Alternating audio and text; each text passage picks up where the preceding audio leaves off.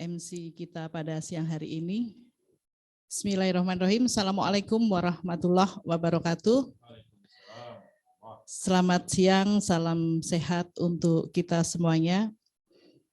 Yang saya hormati Koordinator Presidium Bapak Ariza Patria yang tadi sudah memberi sambutan. Yang saya hormati di samping saya ada Kanda Manimbang Kaharyadi sebagai Sekjen Majelis Nasional Kahmi, kemudian sebelah kanan saya ada Bapak Lukman Malanwang sebagai Ketua Lembaga Kajian Strategis Majelis Nasional Kahmi yang sekaligus menjadi host pada acara siang hari ini atau pada kajian-kajian yang dilakukan oleh Kahmi. Ini kalau wajah saya di Zoom atau badan saya di Zoom ini jadi transparan ya. Ya, mungkin karena salah kostum, karena saya hari ini pakai hijau dan latar belakangnya hijau. Saya pikir itu tidak menjadi kendala. Ya, yang pasti acara siang hari ini insya Allah berjalan dengan lancar dan sukses. Amin. Sekali lagi, sekaligus yang saya hormati juga para peserta kajian pada siang hari ini yang hadir secara offline dan secara online. Peserta dan hadirin yang hadir pada siang hari ini, sebagaimana tadi sudah disampaikan atau sudah dijelaskan oleh MC, bahwa kajian Kahmi pada siang hari ini mengambil tema tentang proyeksi awal tahun, reformasi dan transformasi tata kelola ekosistem logistik nasional, dan peran strategis koperasi tenaga kerja bongkar muat pelabuhan untuk meningkatkan daya saing perekonomian nasional, mewujudkan Indonesia sebagai poros maritim dunia. Bapak Ibu peserta kajian yang hadir secara offline dan online, sebagaimana kita ketahui, bahwa tata kelola logistik nasional ini merupakan salah satu unsur yang menentukan daya kompetisi dari perekonomian Indonesia. Saat ini pemerintah, sebagaimana kita ketahui, terus berupaya meningkatkan kinerja logistik nasional untuk memperbaiki iklim investasi dan meningkatkan daya saing perekonomian nasional melalui penataan ekosistem logistik nasional. Langkah tersebut diimplementasikan oleh Presiden Republik Indonesia sesuai dengan Instruksi Presiden nomor 5 tahun 2020 tentang penataan ekosistem logistik nasional yang sebagaimana saya yakin kita semua sudah ketahui. 3 hal yang direalisasikan atau untuk merealisasikan instruksi tersebut ada pertama tentang penyederhanaan proses bisnis layanan bidang logistik, kemudian melakukan kolaborasi antar layanan pemerintah dan pelaku kegiatan logistik internasional, artinya penyederhanaan transaksi pembayaran. Dan yang ketiga adalah penataan tata kelola ruang kepelabuhanan dan jalur distribusi. Sementara di sisi yang lain, kita ketahui banyak tenaga kerja yang bekerja pada sektor bongkar muat barang yang sudah terorganisir dalam wadah koperasi TKBM, istilahnya mungkin begitu ya, yang artinya adalah tenaga kerja bongkar muat. Melalui surat keputusan bersama SKB tahun 2012 yang ditandatangani oleh Dirjen Perhubungan Laut Kementerian Perhubungan, kemudian Direktur Jenderal Pembinaan Pengawasan Tenaga Kerja Kementerian Tenaga Kerja dan Transmigrasi waktu itu, serta Deputi Kelembagaan Koperasi dan Tata dan Usaha Kecil dan Menengah Kementerian Negara Koperasi tentang pembinaan dan penataan koperasi tenaga kerja bongkar muat di pelabuhan. Nah, berdasarkan hal tersebut, kita berharap dengan diterbitkannya Instruksi Presiden nomor 5 tahun 2020 tentang penataan ekosistem logistik nasional, tetap mengakomodir tenaga kerja bongkar muat yang tergabung dalam koperasi TKBM yang pada dasarnya itu sudah jauh lama terbentuk dan kinerjanya cukup kuat. Tentunya ini yang harus tetap kita jaga. Nah, peserta hadirin yang hadir offline dan online, siang hari ini sebagaimana tadi saya sampaikan di depan, hadir di antara kita Kandidat Dr. Haji Fahru Rozi MIP sebagai Ketua Komite 1 DPD RI yang sekaligus sebagai pengurus Majelis Nasional KAHMI. Yang kedua adalah Bapak Muhammad Riza Ada Damanik MSI, PhD, staf khusus Menteri Koperasi dan UKM Republik Indonesia. Tanpa berpanjang lebar, saya persilahkan ini Bapak Fahru Rozi dulu ya. Oke, Bapak Fahru Rozi dulu untuk memberikan paparannya, kemudian nanti dilanjutkan oleh Bapak M. Ariza Ada Damanik. Untuk itu saya persilahkan Bang Fahru Rozi. Baik, terima kasih. Apa bisa didengar suara saya? Bagus, Pak Ketua. Ya, bagus ya. Baik, terima kasih. Saya mulai saja. Assalamualaikum warahmatullahi wabarakatuh. Alhamdulillahirabbil alamin wassalatu wassalamu ala asrofil anbiya'i wal mursalin wa ala alihi washabihi ajmain amma ba'du. Pertama-tama marilah kita panjatkan puji syukur kepada Allah Subhanahu wa taala yang telah melimpahkan rahmat dan hidayah kepada kita semua sehingga pada siang yang luar biasa ini saya memberikan apresiasi kepada kajian rutin Rebuan ya yang ke-13 telah melaksanakan kegiatan dan awal tahun sebagai proyeksi awal tahun dilaksanakan dengan tema reformasi dan transformasi tata kelola ekosistem logistik nasional dan peran strategis koperasi tenaga kerja bongkar muat pelabuhan untuk meningkatkan daya saing perekonomian nasional mewujudkan Indonesia sebagai poros maritim dunia. Salawat tetap salam kepada junjungan Nabi besar Muhammad SAW yang telah membimbing umatnya dari zaman jahiliyah menuju zaman yang terang-menerang, yakni berupa ajaran agama Islam. Yang saya muliakan dan saya banggakan, kanda kita semua, sahabat saya, Ahmad Riza Patria yang juga koordinator presidium KAHMI, Majelis Nasional KAHMI, dan juga kanda Manimbang, Sekjen, Sekretaris Jenderal Majelis Nasional KAHMI. Dan juga tidak tidak lupa juga sahabat saya yang memang sangat aktif sekali dan sangat luar biasa menggelar kegiatan diskusi Rebuan KAHMI yang dilaksanakan oleh kajian rutin ya Lembaga Kajian Strategis Majelis Nasional KAHMI yaitu Dr. Lukman Malanuang. Dan juga saya berikan penghormatan juga kepada Ibu Anita Aryani ya yang juga sebagai moderator. Baik, dalam kesempatan ini juga hadir M. Riza Adamanik ya, Adamanik MSI, PhD yang juga akan memaparkan terkait dengan tema kita pada siang hari ini. Sebelumnya saya sebagai ketua komite pernah menerima undangan permohonan audiensi dari beberapa rombongan, salah satunya adalah induk koperasi TKBM yang datang ke Komite 1 pada saat itu ke DPD RI, namun saya mewakili ketua hadir di DPD RI pada tanggal 23 Desember 2021. Persoalan yang dilaporkan kepada kami dan hari ini kita sudah mempelajari persoalan dan keluhan dari teman-teman yang berada di pusat ya pengurus induk koperasi tenaga kerja bongkar muat pelabuhan atau yang kita kenal dengan TKBM itu melaporkan persoalan-persoalan yang kami anggap ini menjadi persoalan bangsa yang sangat luar biasa. Dan ini juga menjadi sebuah catatan untuk diskusi kita pada siang hari ini agar menjadi sebuah perhatian publik yang harus lebih serius menanggapi persoalan kebijakan negara yang tentunya harus memberikan kesejahteraan dan jaminan kepada kelompok-kelompok masyarakat yang dilindungi oleh undang-undang ya khususnya konstitusi kita Undang-Undang Dasar 45 di mana di dalam pasal koperasi juga negara sebenarnya menjamin adanya kesejahteraan masyarakat melalui pendekatan ekonomi Pancasila yang kita kenal hari ini, yaitu koperasi.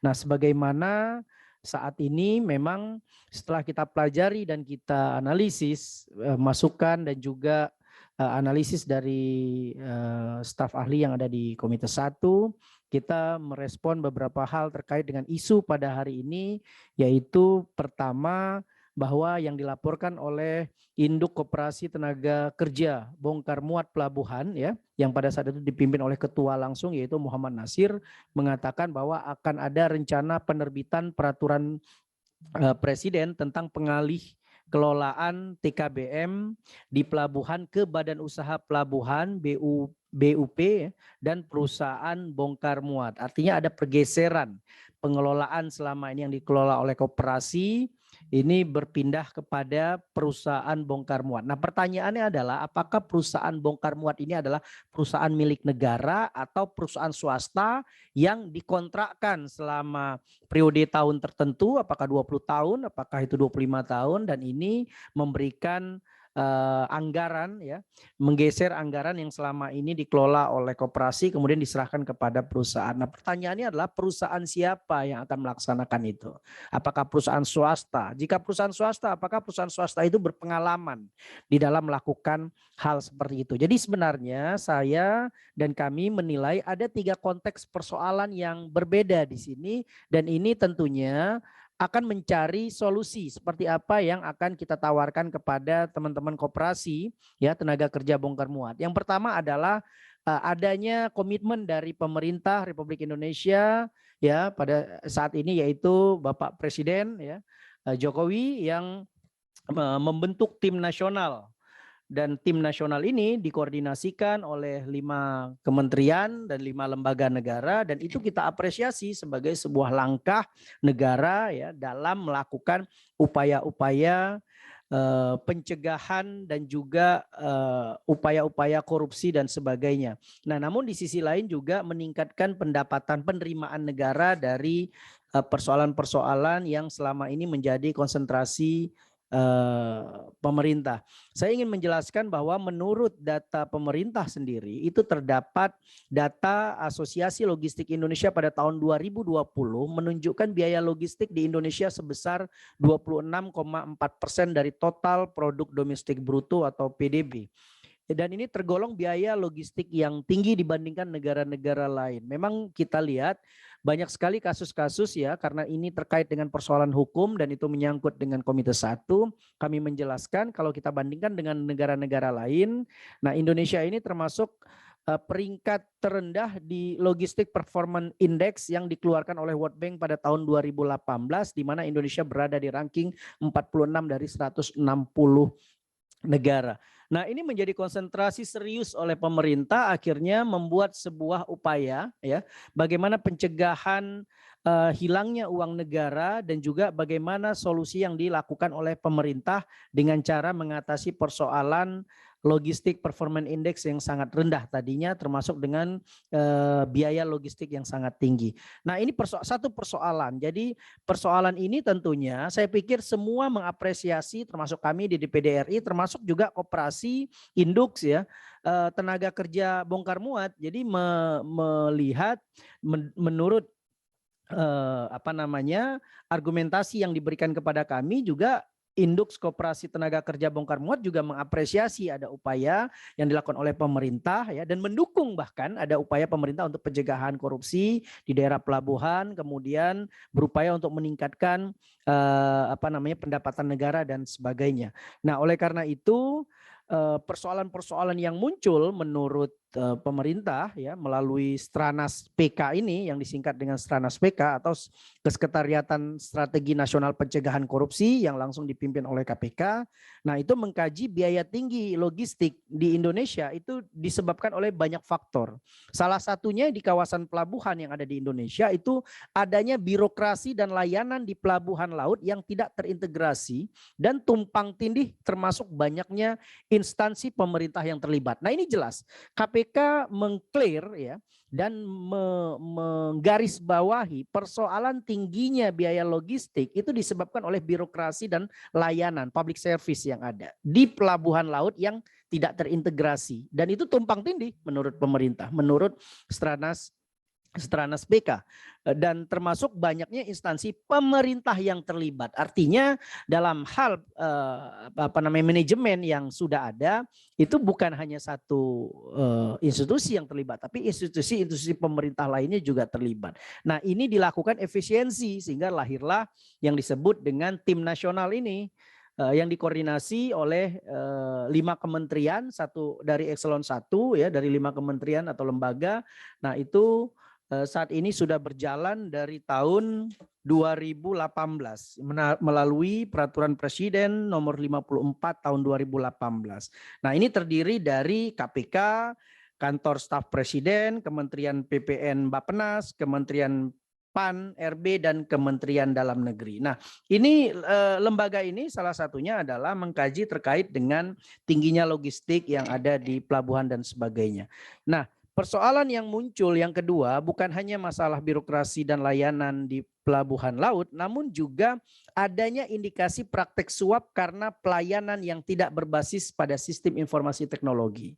Nah, artinya dengan adanya praktek yang sangat complicated, tumpang tindih, kemudian pelayanan dan birokrasi yang sangat berbelit, dengan ditambah lagi dengan teknologi informasi sistem informasi teknologi yang masih manual, pemerintah melihat bahwa adanya praktek suap yang terjadi di lapangan dan sebagainya. Oleh karena itu, yang terjadi adalah rendahnya transparansi dan akuntabilitas dalam proses operasionalnya. Belum lagi hilangnya potensi penerimaan negara bukan pajak atau PNBP karena sistem yang manual pada beberapa titik. Nah, ini sebenarnya persoalan bangsa Indonesia yang sangat complicated. Saya ingin katakan persoalan ini bukan hanya terjadi di pelabuhan, tapi juga terjadi di bandara-bandara, di terminal, terjadi juga di banyak tempat-tempat lainnya yang masih manual. Bahkan kalau kita mau pergi ke menyeberang juga itu juga banyak yang manual. Karena apa? Sistem informasi kita itu masih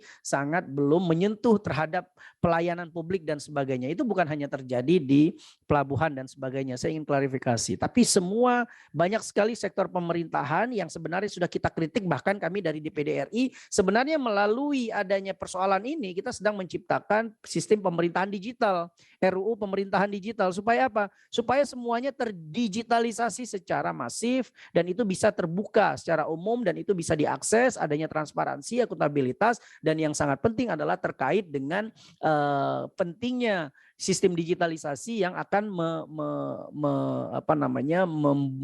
mempercepat pertumbuhan ekonomi, apalagi kita berada di dalam poros maritim dunia dan sebagainya. Kemudian juga persoalan lainnya itu adalah ada permasalahan-permasalahan yang ditemukan itu terkait dengan pelabuhan. Misalkan masih ditemukan otoritas pelabuhan ya dan kesyah bandaran yang tidak menggunakan sistem aplikasi Inarpornet dalam pemberian layanan yang mengakibatkan hilangnya potensi penerimaan negara bila proses layanan jasa pelabuhan tidak terlaporkan ke dalam sistem ya. Oleh karena itu masih ditemukan pemberian layanan jasa pelabuhan yang tidak direkam ke dalam sistem manual dan tidak sesuai yang dibayarkan oleh pengguna jasa. Dan yang ketiga, masih ditemukan ketidaksesuaian kebutuhan, kualifikasi, kelembagaan, dan proses implementasi kerja pada proses bongkar muat di pelabuhan. Hal ini tidak hanya merugikan pengguna jasa, tapi juga merugikan tenaga kerja bongkar muat itu sendiri sebagai akibat dari panjangnya birokrasi dalam pelayanan jasa bongkar muat. Masih diketemukan layanan jasa kepelabuhan yang belum terintegrasi satu sama lain. Nah, ini menunjukkan Bapak-Bapak Ibu sekalian bahwa terkait dengan persoalan ini ya, salah satunya adalah bagaimana upaya yang dilakukan pemerintah. Saya nggak tahu ini sebenarnya dari 5 kelembagaan, lembaga mana yang mengusulkan ya agar adanya mohon maaf, surat keputusan bersama menteri ya. Sebelumnya ada surat keputusan Menteri Perhubungan, Menteri Ketenagakerjaan ya nomor IM.2/601/P/HB/89 ya. Itu tertanggal 4 Juli dan sebagainya, peraturan pemerintah juga. Nah, ini juga menunjukkan sebenarnya persoalan hari ini ya, termasuk kesepakatan bersama Direktorat Jenderal Perhubungan Laut, Kementerian Perhubungan Republik Indonesia, Dirjen Pembinaan Pengawasan Ketenagakerjaan, Kementerian Tenaga Kerja dan Transmigrasi, dan Deputi Kelembagaan Koperasi dan Usaha Kecil Menengah, Kementerian Negara Koperasi dan UKM. Nah, itu terkait dengan pembinaan dan penataan koperasi tenaga kerja bongkar muat TKBM di pelabuhan. Jadi sebenarnya persoalannya adalah ketika pemerintah menganggap ini penting dan perlunya ada digitalisasi, namun muncul persoalan yang kedua, yaitu adalah upaya yang dilakukan, saya tidak tahu ini dari kementerian mana yang mengusulkan, nah ada upaya untuk menggeser bahkan menghapuskan koperasi tenaga kerja bongkar muat itu sendiri yang ada di pelabuhan, karena ini dianggap TKBM ini adalah salah satu faktor yang menghambat tadi, yang menjadi faktor penyebab. Saya akan klarifikasi dan saya akan buktikan seperti apa temuan DPD terkait dengan apa yang disampaikan oleh informasi publik saat ini. Oleh karena itu salah satunya adalah penghapusan ya kesepakatan, pembatalan kesepakatan bersama ini adalah upaya untuk menggeser upaya agar terjadi transparansi, agar terjadi penerimaan negara lebih baik dan sebagainya. Ini logika yang menurut saya dipaksakan. Satu sisi kita mendukung sangat baik, tapi di sisi lain ya dicari kambing hitam ini, siapa yang mengakibatkan penerimaan negara ini sehingga turun di pelabuhan dan sebagainya. Sehingga asumsi publik melihat bahwa TKBM inilah yang menjadi faktor penyebab terjadinya rendahnya penerimaan negara dan sebagainya. Oleh karena itu ya negara juga harus melihat secara objektif dan negara harus hadir di sana gitu loh. Induk koperasi TKBM pelabuhan itu ada 110 primer koperasi di pelabuhan gitu. Dengan kurang lebih sekitar 60.373 orang tenaga kerja, warga Indonesia, rakyat Indonesia, citizen ya yang dilindungi oleh konstitusi, dan hari ini dia terancam dengan adanya upaya-upaya yang sebenarnya kalau kebijakan yang dilakukan oleh negara salah, pemerintah salah ya, ini yang akan terjadi adalah akan hilangnya pekerjaan dan juga hilangnya eksistensi ekonomi Pancasila kita yang dikenal dengan pendekatan koperasi itu menjadi taruhan. Jadi ini menurut saya ya, kalau ini dilakukan upaya-upaya dengan cara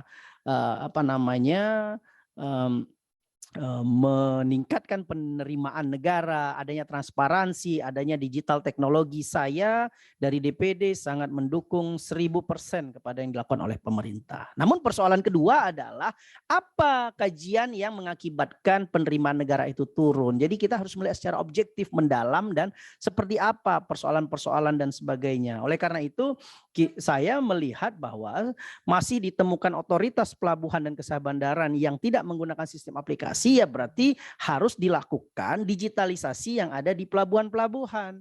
Nah, apakah selama ini koperasi induk ini memiliki kelemahan? Saya pikir semua juga mengalami kelemahan gitu loh. Sebagai contoh, ketika munculnya revolusi industri 4.0, munculnya generasi milenial, pegawai negeri direkrut semuanya anak-anak muda yang sangat familiar dengan teknologi informasi. Mereka tahu internet. Nah, kementerian yang selama ini diisi oleh orang-orang yang usianya sangat senior ya, kemudian diganti dengan adanya regenerasi dengan penerimaan pegawai-pegawai yang sangat familiar dengan teknologi, akhirnya terjadi sinkronisasi di situ. Terjadi penyesuaian gitu. Bukan kelompok tuanya ini atau kelompok seniornya itu karena mereka tidak paham teknologi, mereka tidak paham internet, akhirnya mereka harus disingkirkan dan digeser. Ini kan pendekatan yang tidak wise gitu. Sama seperti kejadian hari ini gitu loh. Ini juga harus dipraktekkan kalau negara pernah mempraktekkan bagaimana adanya informasi menggeser sistem manual menjadi sistem digital. Nah, ini juga harus dilihat dengan pendekatan koperasi itu sendiri. Bukankah 63.000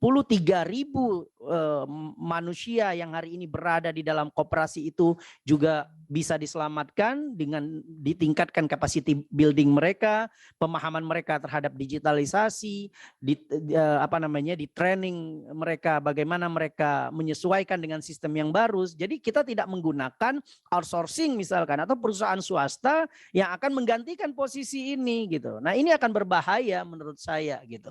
Memang di negara-negara lain seperti Singapura dan sebagainya, itu di pelabuhan-pelabuhan itu dilakukan sistemnya adalah perusahaan-perusahaan swasta, outsourcing atau pihak ketiga gitu. Kenapa? Karena sistem mereka bukan sistem ekonomi Pancasila, bukan ekonomi kerakyatan, mereka kapitalistik. Negara-negara yang menerapkan sistem kapitalistik cenderung mereka meng-hire dan menggunakan pihak ketiga untuk mengorganize dan memanage hal-hal seperti ini gitu. Dan itu semuanya normatif bagi negara-negara yang menggunakan sistem kapitalistik. Tapi kembali lagi, Republik kita ini menggunakan sistem Pancasila dan jelas koperasi adalah inti dari ekonomi Pancasila. Nah, jadi kalau koperasinya itu dihilangkan, dibubarkan, diganti dengan perusahaan, ya, pertanyaannya perusahaan ini punya siapa? Ya, apakah ada terlibat ya?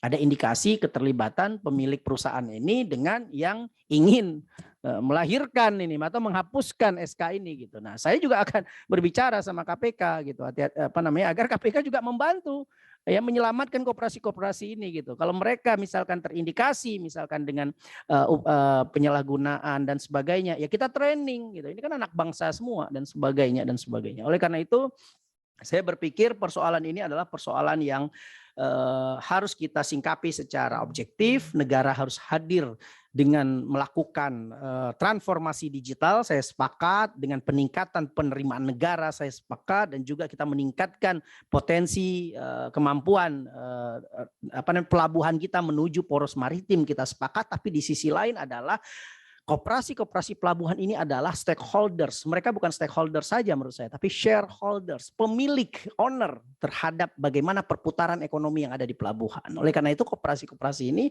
harus dikedepankan dan mereka harus benar-benar ditingkatkan. Jadi sebenarnya satu sisi apa yang dilakukan oleh pemerintah kita apresiasi, tapi di sisi lain adalah TKBM ini juga harus kita perkuat ya, termasuk dengan peraturan menteri yang ada, kerjasama yang kita kenal tadi adalah kesepakatan bersama menteri, antar menteri, itu sebenarnya harus dilakukan ulang, harus mengarahkan kepada penguatan koperasi itu sendiri. Kalau itu ingin dihapus ya bukan berarti menggeser kepada perusahaan, tapi adalah memperkuat koperasi dan sebagainya. Jadi saya pikir sebagai pengantar dari saya ya demikian. Yang sangat penting adalah kita melihat apa yang diperjuangkan oleh teman-teman koperasi tenaga kerja bongkar muat ini adalah suatu hal yang sangat penting dan ini menyangkut kewibawaan negara kita dalam menegakkan ekonomi Pancasila. Kalau ini terjadi artinya sama saja kita mengkhianati Pancasila kita menghilangkan koperasi menjadi bagian dari langkah awal ya yang dilakukan. Apakah ini terindikasi adanya praktek oligarki atau tidak ya, karena ini akan menjadi sebuah pertaruhan besar. Saya ingin katakan induk koperasi di Indonesia itu tersebar di semua sektor. Kalau ini berhasil dibubarkan, siap-siap menerima langkah selanjutnya, induk koperasi lainnya akan segera dihapuskan dari sistem ekonomi kita. Dan ini menjadi gerbang dan ini menjadi pertaruhan bagi kita. Kalau itu dilakukan ya kan akan menjadi akan menjadi jurisprudensi bahwa ada kasus koperasi pelabuhan yang sudah dibubarkan, nanti akan muncul koperasi-koperasi misalkan perkebunan, misalkan perdagangan lainnya, koperasi transportasi, itu akan satu-satu akan dibubarkan, akan digeser kepada perusahaan. Jadi artinya upaya pemerintah kita apresiasi, ya, kita dukung. Kemudian juga upaya pemerintah dalam komitmen kuat untuk memangkas waktu dan biaya di pelabuhan harus kita berikan dukungan penuh. Tapi di sisi lain adalah penguatan induk koperasi ya, baik di pelabuhan maupun dimanapun itu harus diperkuat karena menjadi sebuah darah ekonomi bangsa Indonesia dan itu diatur oleh konstitusi. Terima kasih. Wabillahi taufik wal hidayah. Wassalamualaikum warahmatullahi wabarakatuh. Terima kasih Bang Dr. Fahru Rozi, ini dokter kandidat sebentar lagi insya Allah menjadi dokter. Kita bisa menangkap bahwa pemerintah atau program pemerintah perlu kita dukung dan kita semua sepakat tentang penyederhanaan proses bisnis layanan, kemudian penyederhanaan transaksi pembayaran, dan penataan tata kelola ruang kepelabuhanan. Kita semuanya sepakat. lebih sepakat lagi ketika tidak meninggalkan siapapun, apalagi meninggalkan koperasi koperasi tenaga kerja bongkar muat pelabuhan. Ini baru kita tangkap satu sisi. Nanti kita dengarkan lagi dari Bapak Muhammad Riza Adadamanik, MSI PhD, sebagai staf khusus Menteri Koperasi dan UKM Republik Indonesia. Silahkan Bapak Riza untuk memberikan paparannya. Terima kasih Ibu Anita, yang kami hormati Kanda Riza Patria, Ketua Presidium, Kanda Manimbang, Sekjen Majelis Nasional KAHMI, seluruh pengurus Majelis Nasional KAHMI, wabil khusus di sini ada Bang Lukman Malanuang, Ketua Kajian Strategis, dan tentunya tadi Kanda Fahrul Razi yang sudah menyampaikan poin-poin penting terkait dengan concern kita dalam TKBM.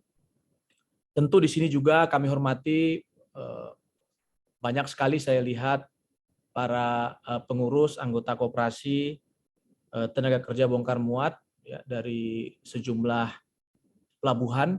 Ya, semoga semuanya dalam keadaan sehat, Bapak Ibu sekalian.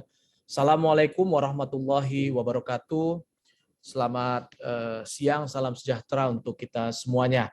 Izinkan saya menyampaikan satu atau ada sekitar 3 atau 4 slide dalam diskusi kita pada pada sore hari ini.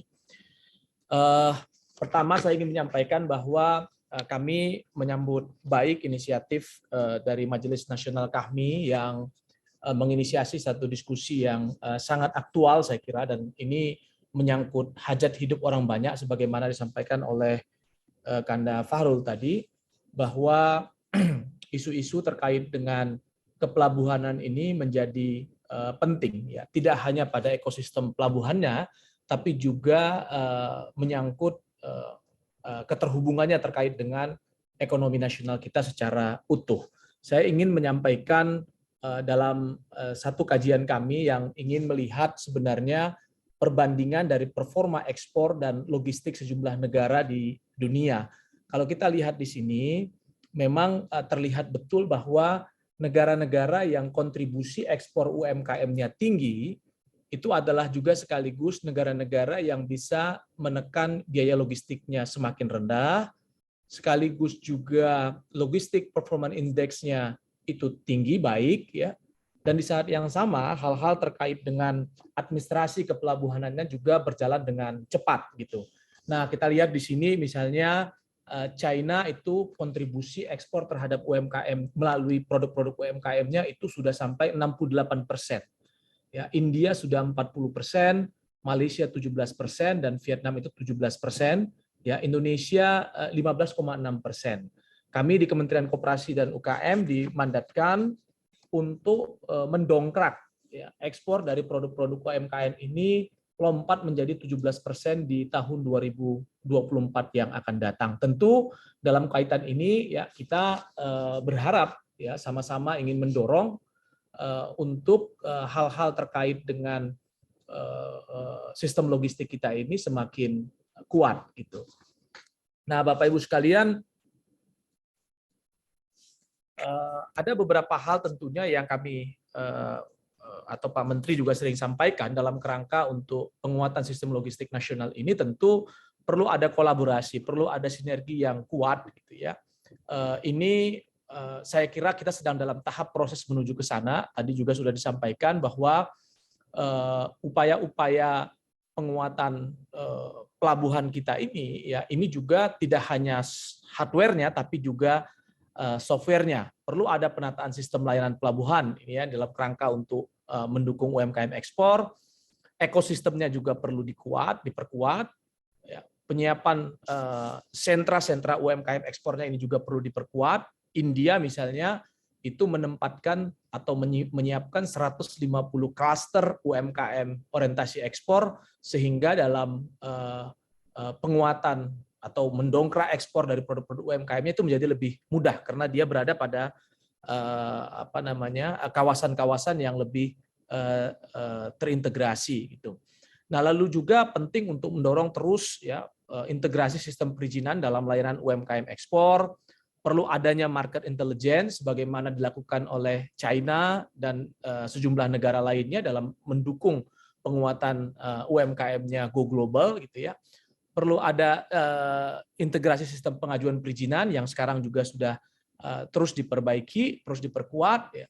Dan juga tentu perlu ada penyiapan daripada UMKM-nya untuk masuk dalam rantai pasok global. Jadi bisa kita katakan bahwa ini tidak hanya ada pada satu satu ceruk gitu ya, tapi ada dalam sejumlah ini ekosistem ya. Satu dengan yang lainnya tentu sangat terkait ketika kita ingin membicarakan bagaimana orientasi ekspor dari produk-produk dalam negeri kita, terutama di kami ya untuk produk-produk UMKM, apakah itu di sektor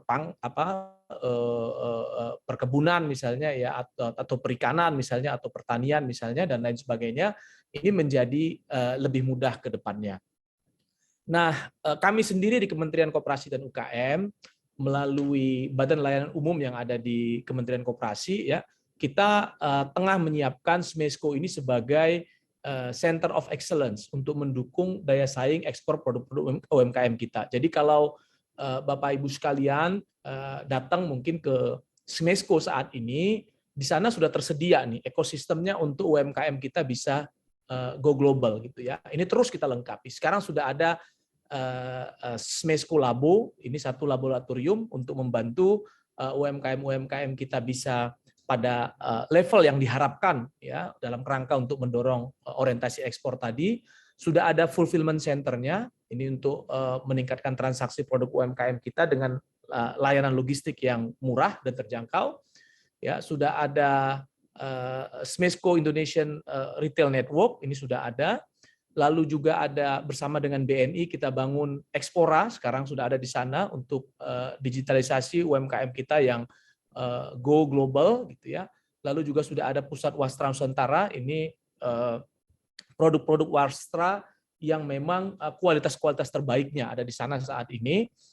Lalu juga baru saja disiapkan SMESCO Hub Timur, ini untuk mengkonsolidasikan sistem logistik dari produk-produk UMKM kita yang berorientasi ekspor di timur Indonesia ya untuk melakukan agregasi dari produk-produk UMKM tersebut.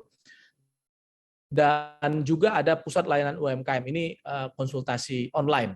Nah, selanjutnya saya ingin masuk ke dalam pokok diskusi kita terkait dengan TKBM ini. Sebenarnya selain 3 kementerian ya, di mana 3 deputi sudah sudah sejak awal menyiapkan satu kesepakatan dalam kerangka untuk mendorong penguatan dari koperasi bongkar muat ini. Di saat yang sama juga kita terus memperkuat instrumen-instrumen hukumnya gitu ya. Terbaru itu adalah mandat dari PP nomor 7 tahun 2021 sebagai turunan dari Undang-Undang Cipta Kerja, di mana ini kita mendorong peran strategis dari koperasi dalam pengelolaan TKBM itu sendiri gitu ya. Tentu kita tahu bahwa koperasi ini menjadi penting, ini adalah wujud nyata dari demokrasi ekonomi kita dan sekaligus juga mencegah terjadinya persaingan usaha yang tidak sehat gitu ya.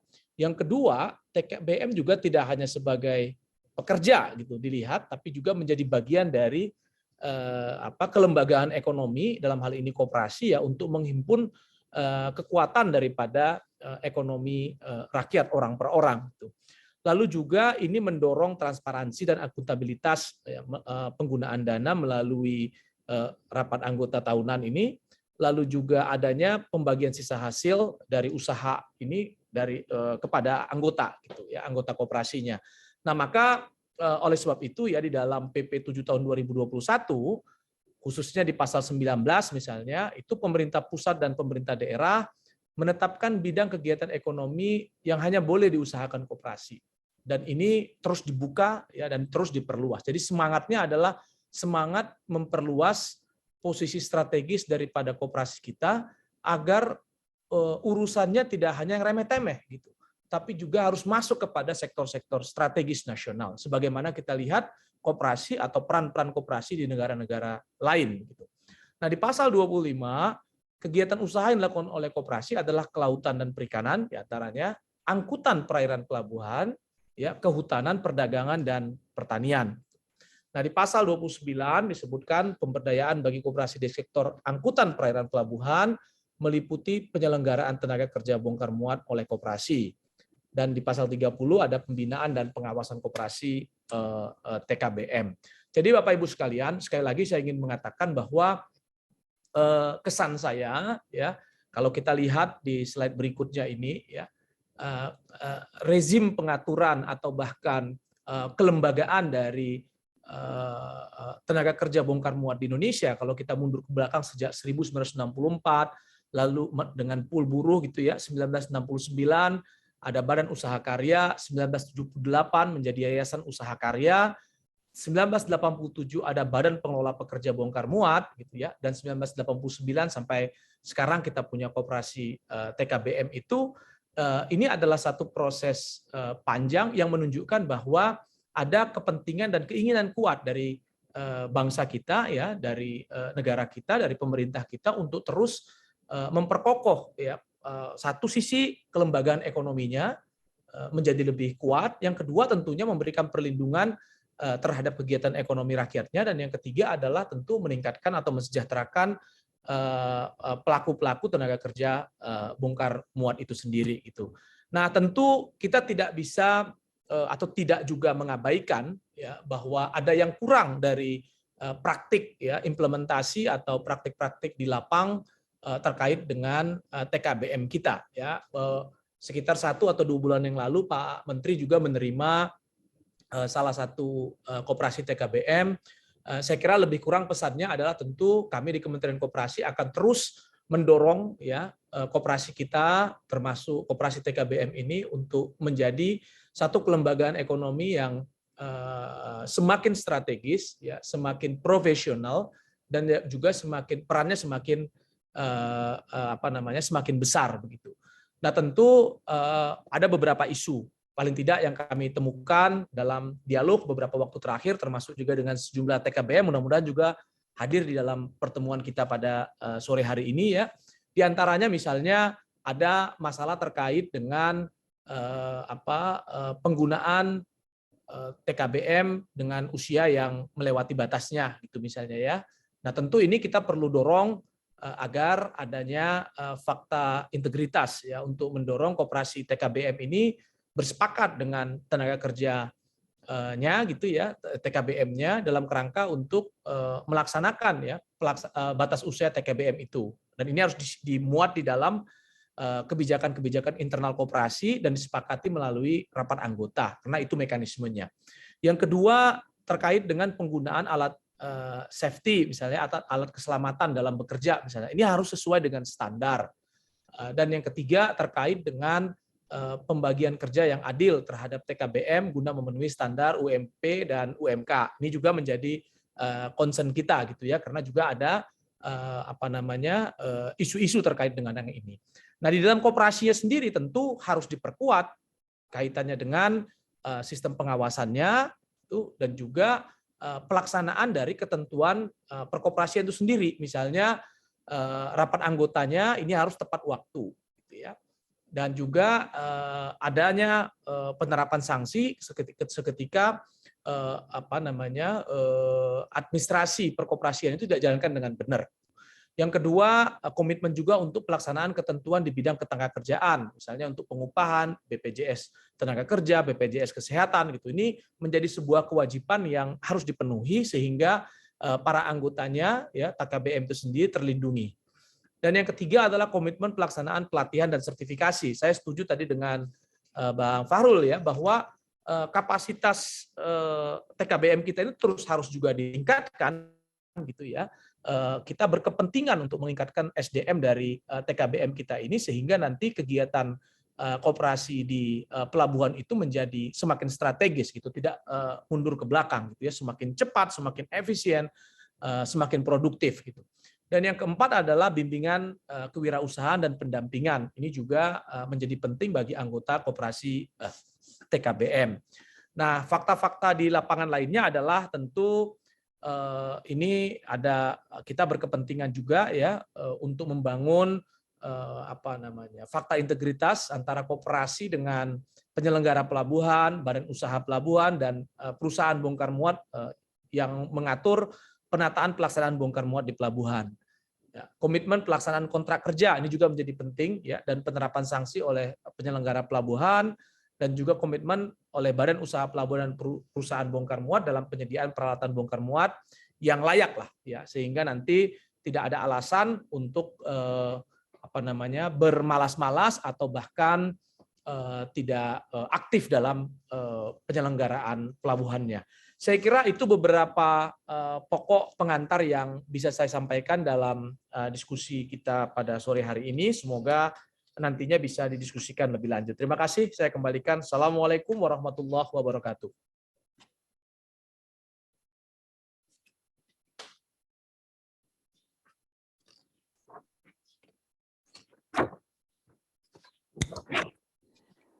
Terima kasih Bang Riza Damanik.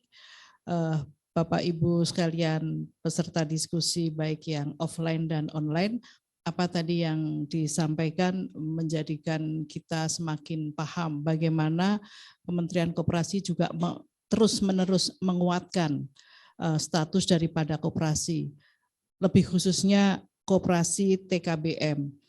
Dan ada pesan yang saya tangkap sebetulnya koperasi TKBM ini juga harus menyesuaikan dengan perkembangan zaman yang transparan, profesional, dan akuntabel. Yang terakhir saya tangkap itu adalah SDM-nya menyesuaikan dengan go digital, katakanlah begitu ya.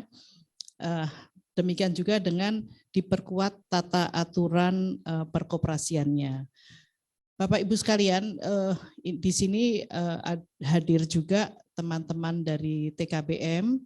Untuk itu, untuk lebih melengkapi bagaimana pemahaman kita tentang persoalan atau perkembangan TKBM di negara ini. Untuk itu saya persilahkan Abang Riza. Oh, maaf, Abang Nasir, saya persilahkan di sini supaya lebih jelas. Kalau di sana nggak kelihatan ya, Bang? Iya, nggak kelihatan green screen-nya. Green screen-nya. Silakan.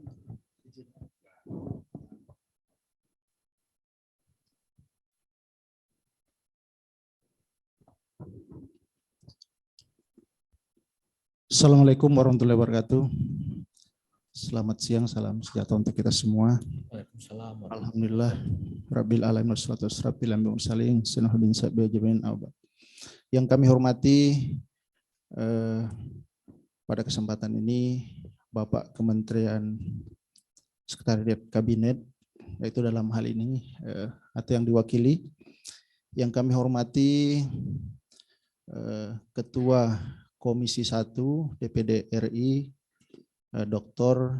Haji Fahru Rozi MAP, yang kami hormati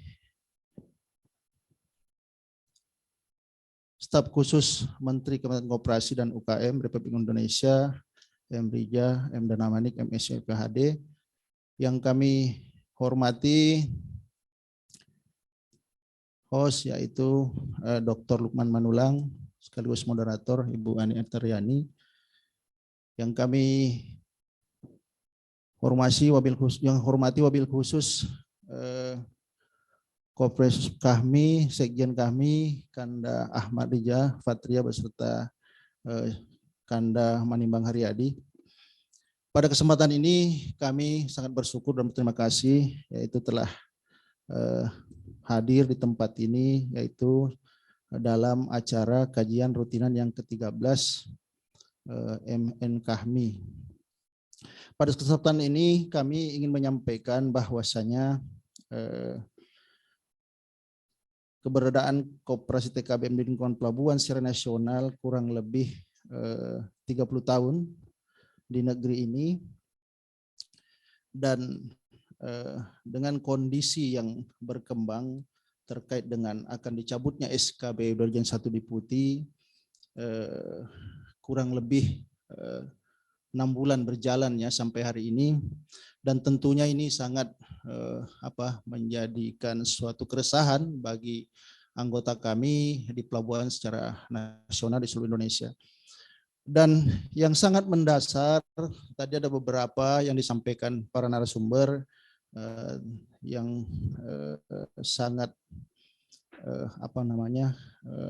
harus kami tanggapi dan kami juga apresiasi, yaitu dalam kesempatan yang baik ini perlu saya berikan penjelasan sekaligus klarifikasi terkait dengan isu-isu yang mengatakan bahwa Koperasi TKBM, 1, monopoli kegiatan di pelabuhan, 2, mengakibatkan dwelling time makin lama, 3, mengakibatkan biaya logistik mahal. Menurut kami, pendapat kami yang kami ketahui adalah itu semua tidak benar. Yang kami ketahui fakta di lapangan karena kami ini pelaku di lapangan. Bagaimana bisa kami dianggap monopoli, padahal di pelabuhan ada beberapa regulator atau pemain lain, yaitu dari otoritas pelabuhan, Pelindo, PBM, perusahaan bongkar muat, dan komponen-komponen yang ada tersebut terlibat. Keterlibatan koperasi paling kecil dan biaya administrasinya yaitu kurang lebih hanya dari 100% kurang lebih 7% sekian-sekian.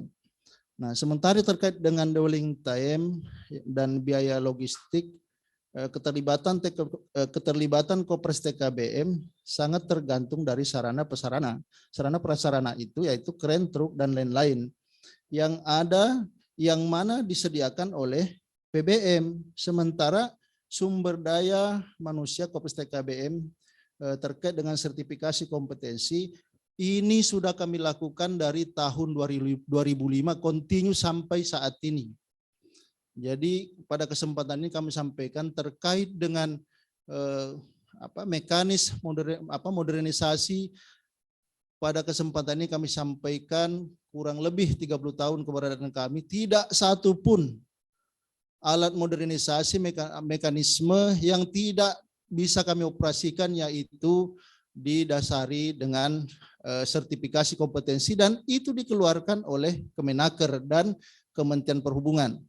Jadi dalam hal ini kami sampaikan mohon artinya ini dapat dijadikan suatu catatan, dan tentunya juga kami sangat menyadari tidak sempurna dan kami siap dibina, mohon dibina. Dan terkait dengan progres akan dicabutnya SKB, tentunya kami sudah menyampaikan offline atau melalui Rakornasus, petisi Rakornasus kemarin, dan juga melalui media-media.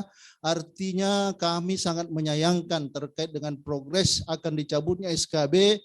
Kemarin juga dilakukan yang mengundang adalah pihak KPK. Terus hari Jumat saya dengar akan diundang oleh Menko Marves. Ini tentunya sangat meresahkan pekerja kami di pelabuhan secara nasional, dan kami juga sangat menyayangkan sampai hari ini tidak pernah pun kami dilibatkan selaku pelaku di lapangan terkait dengan progres ini. Jadi pada kesempatan ini tentunya kami sangat hormat khusus kepada Kementerian Koperasi yang telah komitmen pada tanggal, kami lupa beberapa hari yang lalu, dalam terkait dengan rapat progres pencabutan SKB menolak dengan tegas jika Koperasi TKBM dicabut. Namun kami sayangkan pembina kami dari dua kementerian, yaitu Kementerian Perhubungan dan Kemenaker, setuju dan sudah siap. Itu yang sangat kami sayangkan.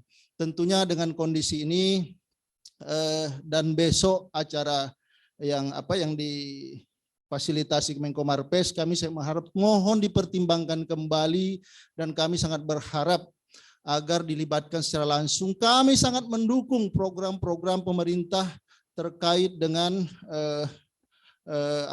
regulasi-regulasi yang terbaru terkait dengan secara profesionalisme, tapi tolong kami juga dilibatkan. Dan keberadaan kami sekali lagi 30 tahun di negeri ini ikut berpartisipasi melakukan arus ekonomi di lingkungan pelabuhan. Mungkin itu dapat kami sampaikan, lebih kurang mohon maaf. Terima kasih banyak kepada MM Kahmi yang telah memfasilitasi khususnya panitia. Mudah-mudahan kegiatan ini sukses sampai berakhir nanti. Demikian, billahi taufiq wal hidayah. Assalamualaikum warahmatullahi wabarakatuh.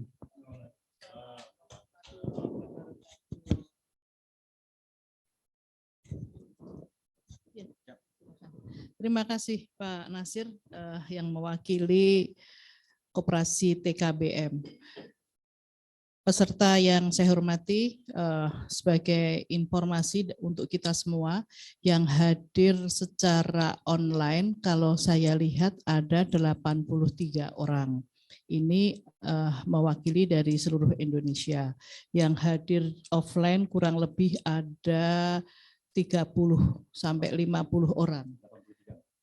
Ya, yang offline, yang online 83. Nah, apa yang hari ini kita bahas menjadi semoga menjadi terang benderang begitu, bagaimana nanti kita bersama-sama bisa menyimpulkan hal-hal yang terkait dengan ketentuan pemerintah dan harapan dari teman-teman koperasi TKBM yang tentunya seperti tadi disampaikan oleh Pak Nasir, bahwa pada dasarnya teman-teman ini sangat berharap dibina. Kalaupun ada kekurangannya, berharapnya selalu diajak bicara dan melakukan hal-hal yang tentunya peran-peran konstruktif dan perbaikan di internal akan dilakukan. Nah, sebelum kita ke tanya jawab, di samping saya sudah ada Bang Malanuang. Untuk itu saya persilahkan dulu untuk menyampaikan highlight begitu ya dengan beberapa tadi narasumber dan dari TKBM sendiri. Silahkan Bang. Bismillahirrahmanirrahim. Assalamualaikum warahmatullahi wabarakatuh. Terima kasih Bang Farul Razi, Bang Riza Damanik yang telah memberikan pencerahan kepada kita semua pada siang hari ini terkait dengan tema kita. Kajian kecil yang dibuat oleh Lembaga Kajian Strategis Majelis Nasional Kahmi atas isu terkait dengan tema kita pada siang hari ini. Setelah kami belajar dan berdiskusi dengan banyak pihak, ya tadi Bang Riza juga sudah menyampaikan bahwa ada SMESCO di Kementerian UKM yang sekarang sedang dirintis, ya mungkin setara dengan MNC gitu Bang ya.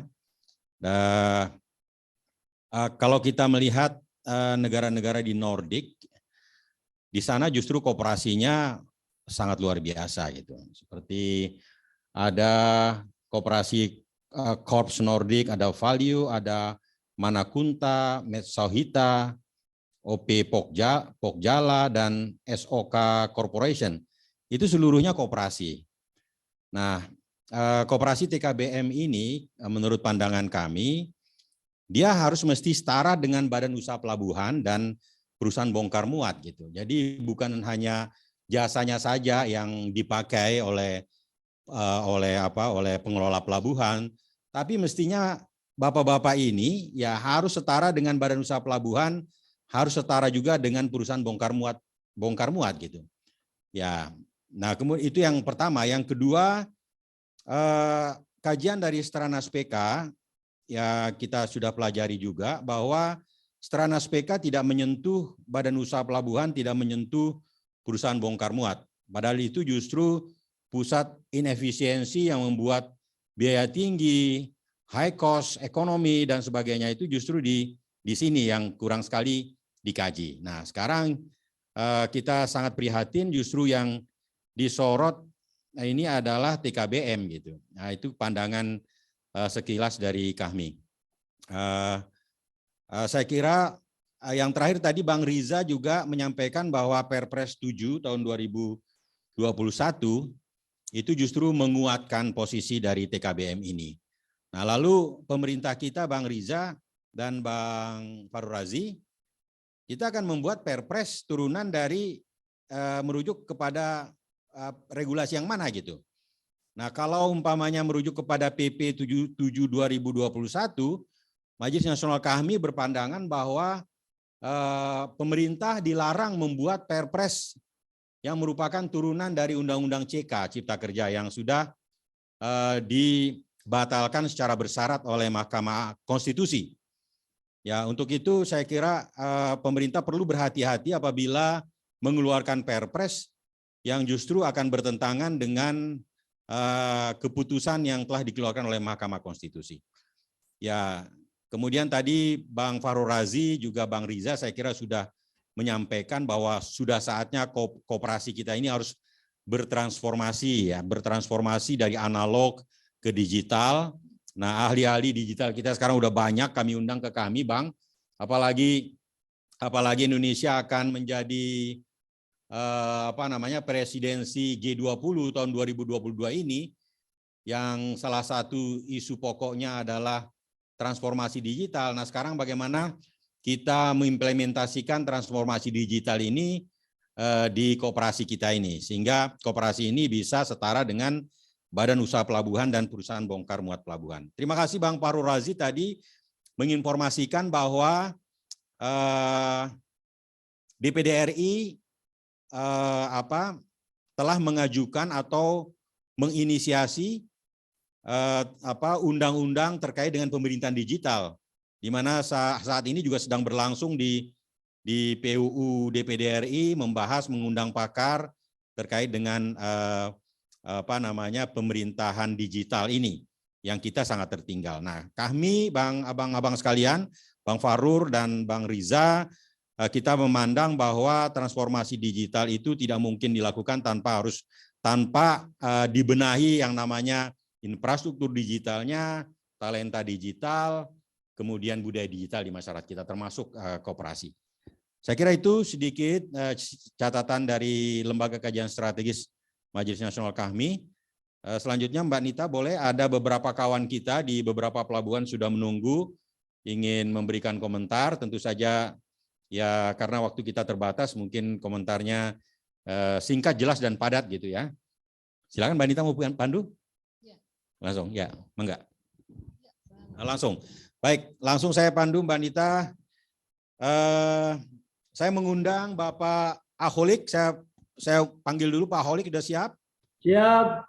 Baik, dari TKBM Usaha Karya Tanjung Perak, Surabaya. Ya, betul. Kemudian Pak Pelabuhan Palembang, Bapak Ahyani Subur. Monitor Pak Ahyani Subur. Pak di Tanah Bumbu, Kalsel, Pak Syadan. Oh, Tanjung Perak udah ada Pak Holik ya. Palembang siap, Palembang. Palembang siap. Tanah Bumbu ya, ini batu bara semua ini. ini kebetulan Bang Riza Damanik, Bang Fahrul Razi ini yang menjadi Bupati Tanah Bumbu, ini alumni kita ini, Pak Dokter, siapa lupa namanya. Kemudian dari di Kupang, sekarang Kupang udah jam berapa Kupang sekarang ini? Udah jam 5 mungkin ya? Jam 4. Oke, Pak jam 4-an, Pak. Pak Victoria Wiwo. Kemudian Victoria, Pak, dari Victoria siap. TKBM Karya Tulus Pelabuhan Makassar ya, Bapak Dr. Andus Haji Juanda. Baik, ya berurutan saya mengundang Wong Surabaya dulu. Baik. Pak Holik. Terima kasih Pak Padat. atas waktunya. Assalamualaikum warahmatullahi wabarakatuh. Waalaikumsalam. Terima kasih kepada Bapak-Bapak pimpinan yang di Kementerian dan DPD serta dari kami dari Koperasi TKBM Tanjung Perak ada 6 tambatan, Mbak. Jadi ada yang khusus kontainer, ada yang untuk GC, ada yang untuk curah dan macam-macam. Nah, perkembangannya adalah dengan peraturan yang baru bahwa setiap TKBM harus bersertifikasi sudah kami laksanakan, Mbak. Mulai dari SIO, yaitu surat izin operator untuk TKBM sudah kami laksanakan diklat sampai 766 orang. Kemudian BST itu juga sudah kami laksanakan 300 orang. Kemudian K3 yang sebagaimana saat ini bulan K3 sudah kami laksanakan 602 orang. Kemudian handling kontainer juga sudah, kemudian sertifikasi profesi sudah. Intinya kami menyesuaikan perkembangan yang diinginkan oleh pemerintah sehingga produktivitas kami bisa tinggi. Yang kedua yang dikatakan oleh Pak Fatur Rozi, betul, sebagaimana kalau membuat peraturan, maka tolong lihat bahwa peraturan itu jangan sampai bertentangan dengan peraturan yang baru. Sebagaimana PP 7 itu jelas-jelas di pasal 29 dan pasal 30. Oleh karenanya, kami siap untuk dibina, bukan dibinasakan, siap dibina. Kemudian mengenai usia, Pak, mulai tahun 2007, anggota kami 4.800-an. Tapi kemudian yang tua-tua mulai kami berikan pesangon dan sampai saat ini tinggal 3.752. Artinya kami sudah melakukan yang bisa kami lakukan. Tidak mungkin kami menghilangkan mereka-mereka itu karena dia adalah sumber pendapatannya di pelabuhan. Selama 32 tahun kami sudah mengikuti perkembangan yang disampaikan oleh pemerintah. Oleh karena itu dengan akan dicabutnya SKB, maka kami mohon kepada pemerintah, kami jangan dihilangkan. Koperasi adalah soko guru. Sebagaimana dikatakan oleh Pak Riza Damanik, mari kita perkuat koperasinya, sehingga dunia akan tahu ini orang-orang kecil. Jangan kemudian membela pengusaha dan PUP yang sebagian kecil hanya untuk profit. Kami ini bekerja, Pak. Oleh karena itu, kami mohon kepada penyelenggara atau pemerintah, dalam hal ini Perhubungan, Menteri Perhubungan, kemudian Menteri Naker dan Menteri Koperasi, kami untuk siap dibina, diperbaiki bagaimana ke depan rakyat Indonesia bisa sejahtera. Barangkali itu yang perlu kami sampaikan, Pak.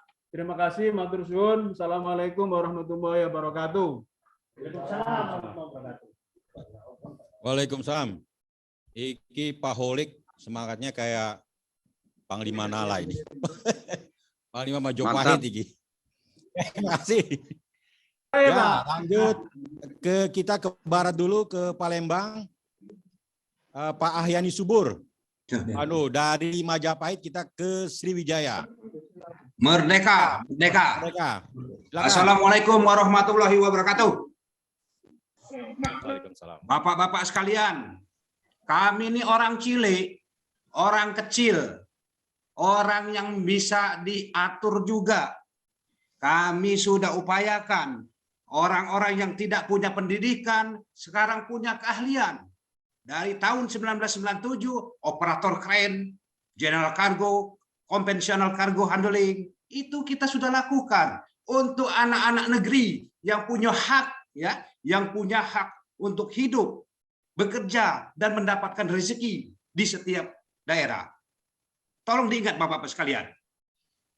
Jangan cerita dwelling time, biaya tinggi. Siapa yang sebenarnya yang punya biaya tinggi? Kita sudah sepakat.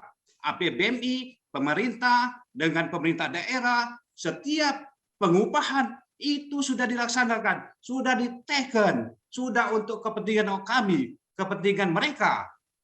Apa yang biaya tinggi? Jangan mengkaji sedikit-sedikitlah. Kaji keseluruhannya, Pak. Kapal sandar, geser, bayar. Kapal masuk, keluar dari pelabuhan, masuk lagi, bayar. Siapa yang biaya tinggi? Tolong diperhatikan, Pak. Dari pelabuhan ya ke gudang di Ine 2. Siapa yang menyebabkan biaya tinggi? Kita sudah ada kesepakatan tarif bongkar muat ini, Pak. Malah yang kecil dikecilkan lagi.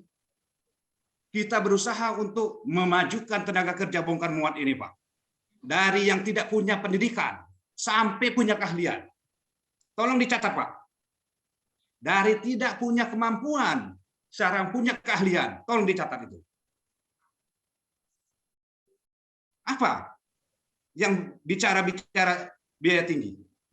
Tolong kritik. Yang lain juga begitu. mindset pemikiran mereka untuk mencari, ya, menghilangkan pekerjaan yang enak-enak saja. Kita juga anak bangsa ingin membangun pelabuhan, membangun Indonesia. Walaupun kami dengan apa adanya, kami siap dibina, Pak. Kami siap dibina. Tapi jangan dibinasakan. Kami anak Republik ini ingin makan, ingin mendapatkan pekerjaan. Walaupun kami cuma tamatan SD. Tapi kami bisa, orang-orang punya keahlian di dalam pelabuhan. TKBM mempunyai keahlian. Dari tahun 97 sudah kita berikan pendidikan pelatihan. Jangan menilai satu sisi. Kooperasi TKBM. Otak mereka, otak apa? Otak keuntungan saja. Ingin membantu masyarakat, rakyat Indonesia. Tapi sisi lain, TKBM mau dihapuskan, koperasi mau dihapuskan.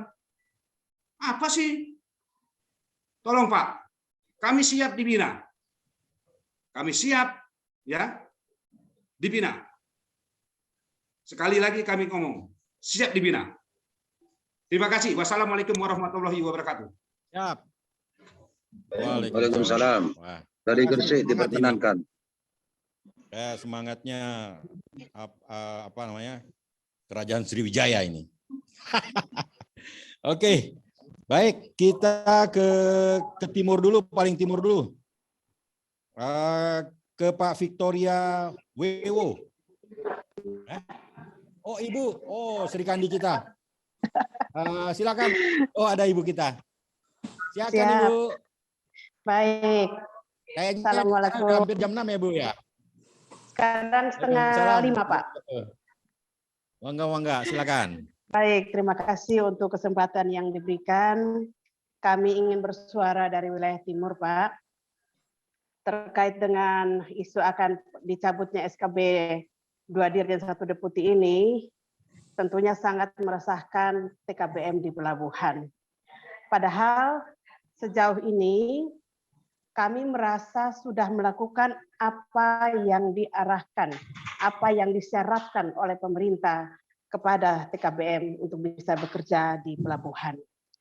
Kalau tadi ada dari Pak Riza menyebutkan beberapa hal selaku indikator baiknya sebuah koperasi, sebuah TKBM, seorang TKBM di pelabuhan, maka dapat saya jelaskan di sini bahwa kami di Kupang, Pak, kami di Kupang itu terkait dengan usia sudah kami terapkan sesuai dengan SKB 2 Dirjen 1 Deputi.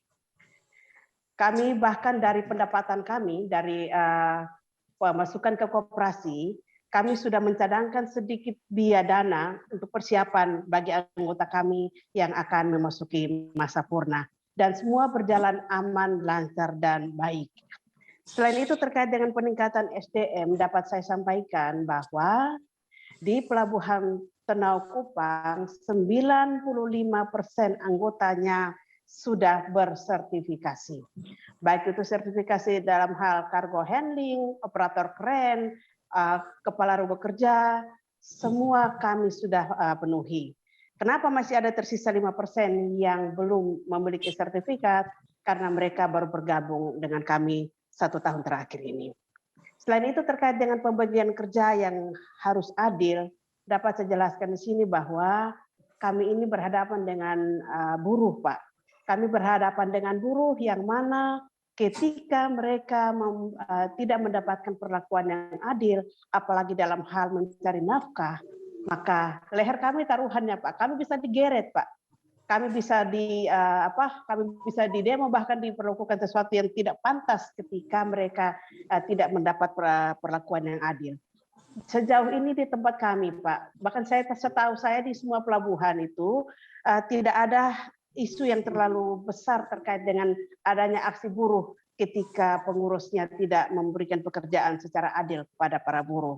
Dan kalaupun mungkin itu ada, ya mungkin kami tidak bisa sangkali, mungkin itu ada, tidak bisa digeneralisir bahwa semua koperasi TKBM melakukan hal yang sama. Sekali lagi untuk Kupang, NTT, dapat kami jelaskan, kami sudah berlaku sangat adil. Terkait dengan APD, kami boleh datang ke Kupang, boleh lihat sendiri. Semua sesuai, safety sauce, APD-nya, kata Pak, keluar pakaian kami berikan kepada anggota kami. Dan itu sesuai dengan yang diharapkan oleh pemerintah. Selain itu, asuransinya, baik itu BPJS Ketenagakerjaan, BPJS Kesehatan, semua peserta atau anggota kami ikut sertakan. Dengan demikian pada kesempatan ini saya mau katakan bahwa hanya koperasi yang bisa mensejahterakan anggotanya. Kenapa begitu? Ya. Karena anggota selaku pemilik modal. Mereka akan tentu sangat bekerja dengan sangat maksimal untuk memperoleh hasil yang baik, hasil yang besar. Dan dengan begitu SHU juga akan banyak. Dan SHU itu sekali lagi bukan menjadi milik pengurus koperasi, tetapi SHU itu akan dibagikan kepada anggota sesuai dengan besaran yang disepakati. Selain itu, kalau konsep kesejahteraan tenaga kerja yang ingin diperjuangkan pemerintah, maka koperasilah tempatnya. Kenapa? Karena di koperasi pemilik modal adalah anggota, maka apapun keuntungan itu akan menjadi milik dia. Sementara kalau di PT, maka keuntungan itu adalah menjadi pemilik saham.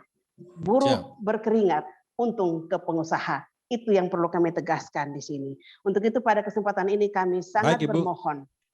Kami sangat bermohon, mohon izin Pak Lukman, kami sangat bermohon agar kalau memang mau meningkatkan kesejahteraan buruh, tingkatkanlah peraturan itu tidak kepada SKB 2 Dirjen tapi kepada SKB Menteri, tetapi dengan muatan atau isi yang lebih mensejahterakan, bukan membinasakan buruh. Terima kasih. Assalamualaikum warahmatullahi wabarakatuh.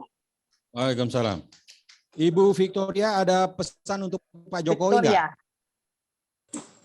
Ya, izin, ada Pak? pesan buat Pak Jokowi enggak? Coba disampaikan. Baik Pak, kami ingin sekali apa pesannya untuk Pak Jokowi? Pesan kami kepada Pak Jokowi sederhana Pak, jangan rakyat dikorbankan, jangan buruh dikorbankan dalam kebijakan yang akan diambil, dalam perpres yang akan ditandatangani.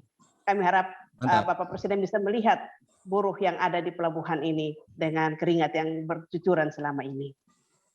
Kami mendukung apapun kebijakan pemerintah. Kami mendukung apapun kebijakan pemerintah, tetapi jangan mengorbankan koperasi TKPM. Baik. Baik Ibu, terima kasih Ibu dari Kupang. Baik. Sudah menjelang maghrib sana ya. Siapa? Kita lanjut ke Syahdan Bana, Tanah Bumbu. Nah, nama bupatinya Pak Zairul Azhar. Silakan Pak Syahdan Bana, singkat. Belum online, belum bergabung. Oke, kita lanjut dulu ke Makassar. Pak Dr. Andus Haji Juanda, monitor ada? Pak Juanda. Lanjut, kita lanjut ke yang raise hand. Pak dari Teluk Bayur, kemudian Pak Chandra Chan dan Pak Fahri Ali. Silakan Pak, singkat jelas Pak, padat. Langsung to the point saja. Apa yang Bapak ingin sampaikan? Karena ini nanti akan kita angkat lagi ke YouTube untuk didengar oleh seluruh pemangku kepentingan. Silakan Pak. Silakan. Masih belum on. Mic-nya masih mati. Ya, kami dari Teluk Bayur. Ya. Oh, Pak Chandra dulu boleh, Pak Chan dulu boleh. Silakan. Ya. Oke, baik Pak. Kebetulan saya baru ada masalah dengan keluarga, tadi ada kemalangan, jadi saya baru datang ke kantor ini, pas tepat pada waktu job. Oleh karena itu kami sependapat apa yang disampaikan dari Surabaya, Palembang, dan Kupang dalam rangka program kerja TKBM Pelabuhan se-Indonesia. Dan kami selalu mendukung program ini karena apa? Pencabutan SK 2 Dirjen itu boleh-boleh saja, tapi dengan syarat jangan korbankan koperasi kita di pelabuhan, Pak. Ini yang paling penting. Yang kedua, pengabdian koperasi sudah 30 tahun lebih, hampir 32 tahun. Tidak pernah terjadi masalah di pelabuhan.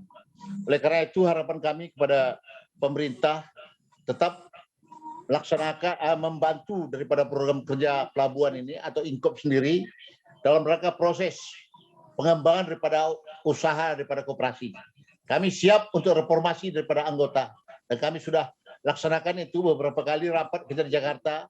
Selalu kita menyampaikan kepada pemerintah melalui DPD RI dan melalui rapat-rapat pengurus Inkop dalam rangka pengembangan daripada usaha koperasi itu sendiri. Itu yang perlu kami sampaikan. Oleh karena itu kami sangat mendukung sekali apa yang telah digariskan oleh pemerintah tentang pelaksanaan atau strukturisasi daripada surat-surat SKB 2 Dirjen itu akan diganti dengan SKB 3 Menteri. Kami sangat mendukung sekali, Pak. Saya kira itu aja mungkin harapan kami. Dan kesejahteraan anggota kami selalu siapkan, baik kesejahteraan, baik asuransi tenaga kerja dan asuransi kecelakaan. Kami seluruh Indonesia sudah melaksanakan itu, Pak. Saya kira itu aja yang perlu kami sampaikan. Mungkin ada tambahan, Pak. Siap. Terima kasih Pak Chan. Terima kasih Pak Chan. Ya. Kita ke Patimban, pelabuhan terbesar di Subang. Patimban, ya. Pak Fahri Ali. Ya, makasih Pak. Assalamualaikum warahmatullahi wabarakatuh. Makasih Pak Chan. Pak Fahri Ali, Patimban. Ya Pak. Assalamualaikum warahmatullahi wabarakatuh. Waalaikumsalam. Koperasi baru Patimban. Ya, saya sedikit kasih masukan terkait dwelling time atau jadi penyebab terlambatnya di wilayah pelabuhan itu menurut saya itu menjadi kambing hitam koperasi TKBM ini, Pak. Nah, yang sebenarnya itu harus dibuatkan penelitian secara komprehensif terkait dwelling time tersebut. Ada istilah namanya itu CIQP, Pak. Custom Immigration, karantina, dan yang jelas itu otoritas pelabuhan di wilayah seluruh Republik Indonesia. Itu kita bila perlu pakai stopwatch, Pak. Dari mulai kapal itu sandar, itu harus kita ketahui siapa yang menyebabkan dwelling time itu. Pilot naik ke atas kapal, proses clearance. Kalau di luar negeri itu kan Pak one step tentang pengembubaran service. Jadi kita tidak melalui proses berbelit-belit di birokrasi dalam hal port clearance atau proses perizinan di instansi pemerintah. Udah gitu kita juga harus cek dari hulur ke hilirnya, Pak. Bagaimana itu keterkaitan alat yang memang masih banyak rusak-rusak tren tersebut, atau alat-alat yang dipergunakan dari hulu ke hilir tersebut, dari dump truck, kren, termasuk kesiapan kesehatan alat tersebut. Sebentar, Pak. Oke. Pak Fahri, monitor. Ada kendala teknis rupanya. Ya Pak, lanjut Pak, sebentar Pak. Ya, boleh. Iya Pak, jadi terkait itu kita harus duduk bersama Pak, terkait keterlambatan itu siapa penyebabnya. Karena setahu saya juga ada perusahaan bongkar muat terus terang Pak. Itu kita cas ke luar negeri Pak, itu kasih $4. Ya bisa dikalikan ke rupiah itu berapa. Mob demo saya kasih 0,5, duty tax saya kasih 0,5. Nah, TKBM itu bagiannya lasingan-lasing 0,5. Kita cas $4. $4 ini untuk TKBM cuma 0,5 masuknya, Pak. Itu enggak apple to apple, Pak, kalau dibandingkan dengan koperasi TKBM yang notabene pekerjaan semua teknis di lapangan itu adalah dari koperasi TKBM. Begitu. Jadi jangan lantaran karena ada kepentingan beberapa pihak mendiskreditkan kita koperasi TKBM, begitu Pak. Karena saya dua-duanya mengerti Pak, terkait PBM, TKBM itu sangat-sangat mengetahui itu terkait bidang tersebut. Jadi wacana yang diusul dari APBMI, poin 3 itu terkait monopoli itu sangat tidak mencerminkan itu Pak. Makanya kita selalu konflik dengan PBM itu karena penyebabnya hal tersebut, Pak. Kalau kita dimasukkan di perusahaan bongkar muat, nanti kita jadi objek persaingan usaha. Yang sebelah ini minta 7.000, sebelah minta 5.000. 5.000 ditunjuk. Akhirnya terkait pekerja ini jadi objek untuk persaingan usaha. Mungkin begitu, Pak. Dari Baik Pak Fahri Ali, sudah kami tangkap. Terima kasih banyak. Terakhir Pak Oce, Teluk Bayur. Singkat, Pak, jelas. Belum dinyalakan mic-nya, Pak Oce.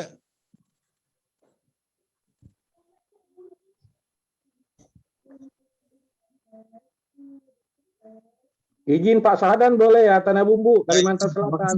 Oke. Ya Pak Oce, langsung. Terima kasih Pak atas kesempatan yang diberikan kepada kami. Kami mengikuti dari semula tadi Pak. Ada beberapa 3 pembicara. Pertama tadi dari yang kami berikan apresiasi kepada DPD Pak, Dewan Perwakilan Daerah.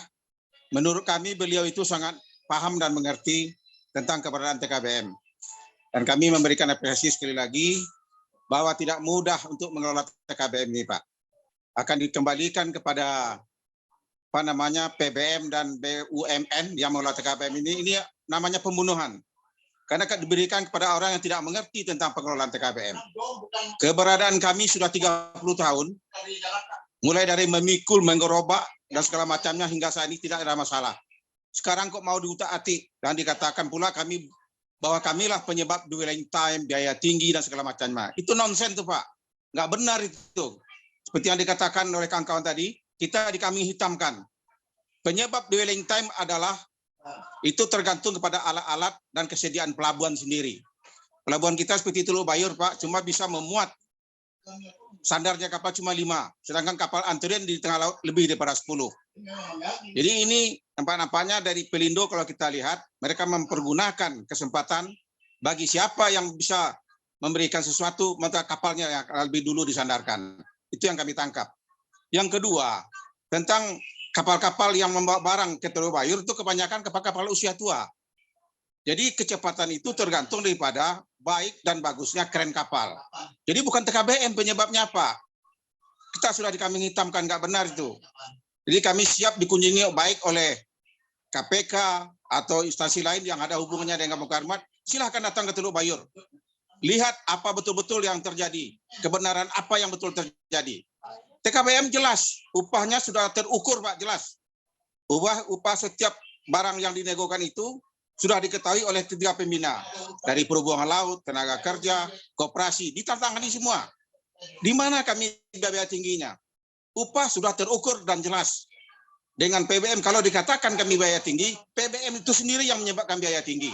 Karena mereka lah yang menentukan tarif dengan pemilik barang. Setelah itu mereka berbagi dengan kita. Apa? Jadi ini nggak benar Pak. Kami siap untuk diberikan hal itu. Jadi janganlah kami dikambing-hitamkan. Mohon kepada Bapak sekali lagi tolong dicatat, apa yang menyebabkan biaya tinggi, tidak satupun yang terjangkut dengan TKBM kami.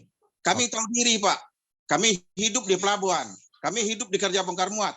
Nggak mungkin kami mengadakan segala hal yang berhubungan, yang membuat citra suatu pelabuhan menjadi buruk dan jelek. Siap. Demikian Pak, penelitian kami ingin dibina, jangan dibinasakan.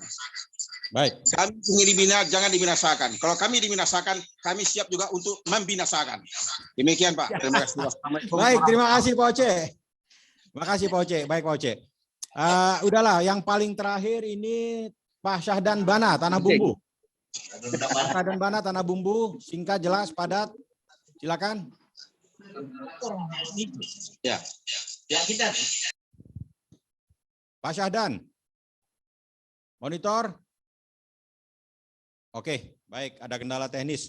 Baik, tadi sudah kita dengarkan semua masukan dari sahabat-sahabat kita di pelabuhan-pelabuhan ini Mbak Nita. Dan memang Mbak Nita, kalau secara sosial itu yang bekerja di pelabuhan itu adalah masyarakat sekitar gitu. Jadi sebetulnya keberadaan dari pekerja-pekerja pelabuhan ini menyelesaikan persoalan sosial, dalam hal ini adalah persoalan ketenagakerjaan. Barangkali bapak-bapak kita seperti Pak Syahdan, Pak Ayani Syukur, nenek moyangnya sejak zaman Sriwijaya sampai Majapahit itu memang sudah bekerja di pelabuhan gitu kan. Ini yang saya kira harus dipertimbangkan. Saya serahkan ke Mbak Nita. Nanti Mbak Nita aja yang bagi ya. Oke, silakan Mbak Nita.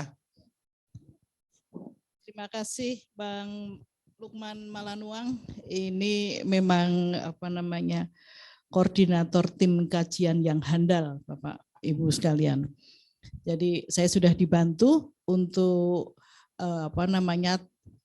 bertanya untuk menjawabnya belum nih Bang ya. Jadi sementara Bapak-bapak Bapak dan Ibu apa yang sudah disampaikan tadi bisa kami pahami, sudah kami serap, dan tentunya kita akan kembalikan kepada narasumber kita, Bapak Bang Fahrul Razi dan Bang Riza Damanik, untuk merespon apa yang tadi disampaikan oleh para penanya sih tidak, tapi tanggapan dari teman-teman TKBM pusat dan daerah ada 8 tadi ya. Silahkan untuk Pak Bang Fahrul Razi, masih di sini kan? Halo, Bang Fahrul Razi? Ya, ya. Ya, silahkan Bang menanggapi apa tadi Ya, keluhan. baik, terima kasih. Saya juga mohon izin juga setelah ini jam 4 pimpin rapat, jadi saya persingkat saja apa yang disampaikan oleh narasumber dan juga para anggota yang sudah menyampaikan tadi. Saya melihat sebenarnya ada permasalahan miskomunikasi sebenarnya ya antara TKBM dengan kebijakan yang ingin mengambil ini. Jadi pertama adalah ada miskomunikasi ya. Artinya persoalan ini seakan-akan melihat TKBM ini ya, TKBM ini menjadi sebuah persoalan. Namun di sisi lain ada yang memanfaatkan keadaan. Nah, ini juga menjadi hal yang penting karena memang ini kan berbicara pundi-pundi keuangan yang sebenarnya ingin dimonopoli ya oleh satu perusahaan, tapi perusahaan itu dia bisa mengatur negara. Kalau itu terjadi berarti kedaulatan kita sudah tidak ada lagi, ada perusahaan yang bisa mengatur negara dan negara itu kalah dengan perusahaan gitu. Bagaimana dia bisa mengatur ini semua? Pertama, dia bisa menciptakan sebuah keadaan yang memang menggeser pengelolaan dan manajerial yang ingin dilimpahkan kepada mereka. Jadi persoalan pemerintah ingin meningkatkan pendapatan negara, ini kondisi dan strategi yang tepat gitu. Nah, namun ada yang membaca peluang ini sebenarnya. Membaca peluang ini adalah mencoba mengembiri dan membinasakan institusi-institusi yang selama ini sudah bergerak di sana gitu. Pasti dilakukan adalah karakter assassination, pembunuhan karakter. Ya, pasti PKBM ya ini mengakibatkan tingginya harga ya. Seperti itu isu yang diciptakan. Kemudian TKBM tidak profesional karena tidak memiliki standar akuntabilitas dan standar sertifikasi dan sebagainya. Nah, itu isu yang kedua yang diciptakan. Yang ketiga juga TKBM dianggap sebagai organisasi yang sebenarnya sudah saatnya untuk dihentikan, jangan lagi TKBM gitu. Harus dipindahkan kepada perusahaan yang dianggap sangat qualified, kemudian sangat transparan, mampu memberikan penerimaan negara lebih besar gitu. Jadi keadaan yang dibentuk oleh negara ini kita apresiasi, namun juga persoalan ini beda gitu. Setelah kita kaji adanya upaya yang dilakukan oleh pemerintah membentuk tim ya yang dipimpin oleh KPK, ini kita apresiasi. Namun di sisi lain ada pihak ketiga yang mencoba memanfaatkan gitu loh. Seakan-akan mengkonfrontir gitu kan antara tim yang dibentuk oleh presiden untuk menghancurkan TKBM. Ini kan kejam sekali. Ini kan pola-pola oligarki sebenarnya. Ini kan yang dilakukan untuk menghancurkan koperasi di Republik ini. Dan anak bangsa hari ini adalah dengan cara dia menyusup gitu loh terhadap apa kepentingan negara. Dan yang sangat penting hari ini ya, mohon maaf, saya sebenarnya salah satu orang yang menolak juga RUU Undang-Undang Cipta Kerja pada awalnya. Ya, walaupun sampai saat ini akhirnya dibuktikan oleh Mahkamah Konstitusi ini kan menggeser peran negara kepada swastanisasi. Nah, oleh karena itu saya meminta kepada pemerintah untuk benar-benar mempertimbangkan adanya langkah-langkah yang dilakukan oleh pihak yang tentunya ingin mencoba mengambil alih Gitu. Kita sepakat dunia dunia ini sudah masuk kepada era digitalisasi dan kita sepakat bahwa Indonesia harus menjadi garda terdepan dan negara terdepan di dalam poros maritim dunia. Tapi di sisi lain juga kita juga punya anak-anak bangsa yang hari ini sudah memiliki eksistensi dan kontribusi besar. Sekarang mari kita hitung-hitungan ya. Berapa uang negara yang sudah diselamatkan oleh TKBM ya? Dan diberikan kepada negara atas kinerja dan kiprah TKBM, koperasi TKBM. Besar sekali dibandingkan dengan upaya yang ingin dikerdilkan dan dibinasakan TKBM itu sendiri gitu. Ini kan hanya untuk mempertimbangkan adanya emas bertelur angsa bertelur emas gitu kan. Terus angsa anak sendiri itu harus dimusnahkan gitu. Itu nggak bisa. Kita itu terlalu menganggap perusahaan, pengusaha itu menjadi angsa bertelur emas, akan memberikan penerimaan negara yang lebih besar. Saya ingin katakan ya, saya juga mengadvokasi banyak koperasi di Republik ini. Salah satu adalah koperasi yang dibangun di banyak desa. Muncul perusahaan pertambangan. Kemudian koperasi ini dianggap sebagai pengeksplorasi sumber ilegal, ya, termasuk mining ilegal dan sebagainya. Padahal mereka membentuk koperasi. Koperasi ini diatur oleh undang-undang di bawah konstitusi. Konstitusi jelas perintah dari Pancasila. Tapi karena ada kepentingan perusahaan yang ingin mengkooptasi sumber ekonomi yang jumlahnya anggarannya sangat besar, dia akhirnya melakukan upaya. Upaya apa? Yang pertama, ya, ada pihak-pihak yang dia datangi untuk dia membuat kebijakan. Jadi yang disebut dengan oligarki ya seperti ini. Dia datang ya, dan jadi adanya mohon maaf yang saya sebutkan tadi, Stranas PK ini nggak ada kaitan ini sebenarnya, nggak ada kaitannya dengan pemusnahan yang ingin dilakukan secara sistematis, terstruktur, masif, kemudian terdesain untuk membinasakan TKBM. Ya, ini ada pihak ketiga yang saya duga bahwa pihak ketiga ini membaca peluang itu ada dolar yang begitu banyak berputar di pelabuhan, dia ingin ambil alih gitu kan, mengambil alih bagaimana uang itu bisa dia kelola dengan iming-iming bahwa kami akan memberikan kepada negara dengan penerimaan yang besar dan sebagainya gitu. Padahal saya ingin katakan, mari kita hitung-hitungan ya. Koperasi TKBM kalau dia pertama ditransformasikan dan direformasikan dan negara terlibat karena ini adalah tugas dan tanggung jawab negara untuk memperbaiki koperasi, apa yang akan terjadi? Prediksi saya adalah income devisa negara itu akan jauh meningkat dibandingkan perusahaan yang mengelola tadinya. Jadi sebenarnya ini adalah persoalan cuan saja sebenarnya, ya, cuan yang coba dipengaruhi oleh kebijakan oknum-oknum sebenarnya. Nah, saya pikir gini ya, saya membuka ruang dan membuka pintu kepada teman-teman TKBM ya. Pertama, silakan dilakukan riset mendalam. Apa yang mengakibatkan munculnya rendahnya pendapatan negara dan terjadinya anggaran yang tinggi. Itu harus kita lakukan riset mendalam. Kemudian yang kedua, saya mengajak kepada teman-teman, dugaan-dugaan teman-teman kalau ada pihak yang bermain, laporkan kepada kami. Kami akan laporkan kepada KPK. Gitu, biar ditangkap itu kawan-kawan yang memang menghancurkan. Ini kan upaya untuk menghancurkan koperasi ini. Ini menurut saya akan terjadi koperasi-koperasi lainnya ini akan satu-satu akan dimusnahkan. Jadi ini pintu gerbangnya adalah koperasi pelabuhan. Kalau ini berhasil dihancurkan dan ini berhasil dimusnahkan, akan ada ya koperasi-koperasi lainnya, apakah itu koperasi transportasi, apakah itu koperasi yang ada di pelabuhan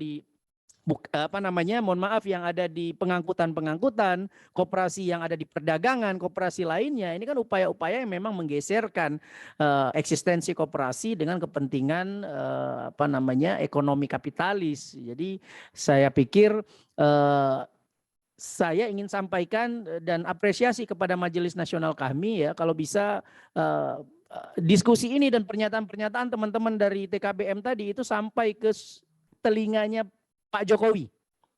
Kita harus bantu ini. Ini Pak Jokowi ini sepertinya sedang dikibulin ini, sedang ditipu gitu loh. Dan kita harus tunjukkan Pak Jokowi, kita ini sedang dihancurkan gitu. Jadi ini persoalan yang sebenarnya kita juga sebenarnya TKBM harus menyampaikan langsung bahwa ada persoalan besar yang sedang tidak baik-baik saja di persoalan pelabuhan ini. Oleh karena itu saya yakin ya Pak Jokowi juga akan membackup dan akan membantu kita. Cuman ini mungkin informasinya belum sampai. Dan ini harus sampai ke beliau. Dan saya melalui jalur DPD juga akan menyampaikan.